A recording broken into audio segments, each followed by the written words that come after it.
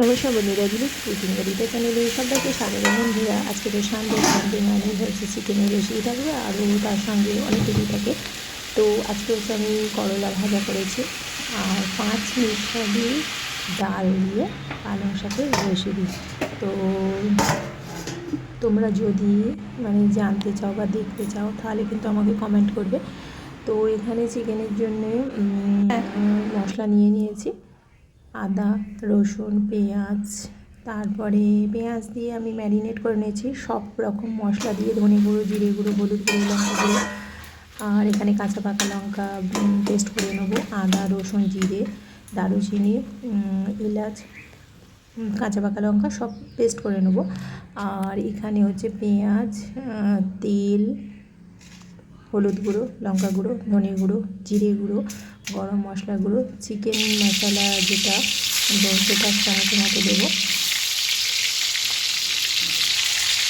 তো সেটা দিয়ে ম্যারিনেট করে রাখবো 8 ঘন্টার মতো। ওখানে বেশ বড়ো বড়ো সাইজের আলু নেওয়া হয়েছে, লবণ হলুদ মাখানো ছিল, তেলের মধ্যে ফ্রাই করে নেবো। একটু বেশি পরিমাণে তেলটা দেবো, দিয়ে বেশ ভালো করে লাল করে ভেজে নেবো। তাহলে কী হবে, তাড়াতাড়ি আলুটা সেদ্ধও হয়ে যাবে। তো দিয়ে যে হলুদ লবণ জলটা ছিল সেটা দিয়ে ঢাকা দিয়ে দিয়েছি। তো আলুটা ভাজা হয়ে গেছে। এরপরে চিকেনটা ম্যারিনেট করা ছিল আর যে মশলাটা পেস্ট করেছিলাম সেটা তেলের মধ্যে বেশ ভালো করে মশলাটাকে কষিয়ে নিয়ে ম্যারিনেট করা চিকেনটা দিয়ে আবার ভালো করে কষিয়ে নিয়েছি। অনেকক্ষণ ধরে কষাতে হবে, যত চিকেন কষাবে তত কিন্তু টেস্টি হবে। তো চিকেনটাকে কষিয়ে বেশ একটু সেদ্ধ হয়ে এসেছে, ভেজে রাখা আলুগুলো দিয়ে দেবো, দিয়ে বেশ ভালো করে নাড়াচাড়া করবো, করে আবার ঢাকা দিয়ে দেবো। এইরকম ঢাকা দিয়ে কষিয়ে করতে হবে।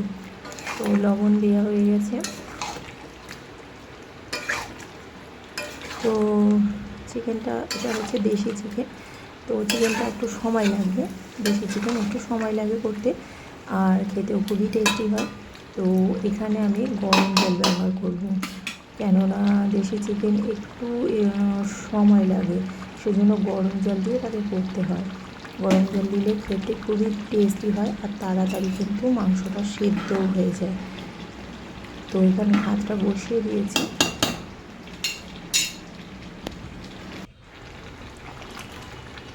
আজকে রান্নাটা তাড়াতাড়ি হয়েও যাচ্ছে, কেননা তোমাদের সবজি সব কেটে দিয়েছি, পালং শাক, তারপরে চিকেনের যেসব উপকরণ, তারপরে হচ্ছে করলা সব তারপরে সকালে টিফিনে কুমড়ো আলু ছোলার তরকারি করেছিল, মুড়ি খাওয়া হয়েছে। খেয়ে আমি সব পুজো সেরে তারপরে মুড়ি খেয়ে টিফিনটা খেয়ে রান্নার দিকে চলে গেছিলাম। তো এরপরে সব হয়ে গেছে, খেতে বসে গেছি। তো হ্যাঁ,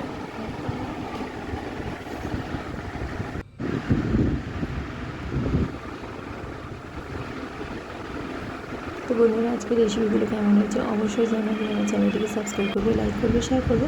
তবে পালং শাকটা কিন্তু 5 মিশালি ডাল দিয়ে করেছি। তোমরা অবশ্যই আমাকে জানাবে যে কীভাবে করলে, তাহলে কিন্তু আমি তোমাদেরকে দেখিয়ে দেবো কীভাবে করেছি। পালং শাকটা কেমন হয়েছে? 5 মেসেরই ডাল আছে আর বেশ ঘন্ট হয়েছে, কচু আছে তো ঘন্ট হয়েছে।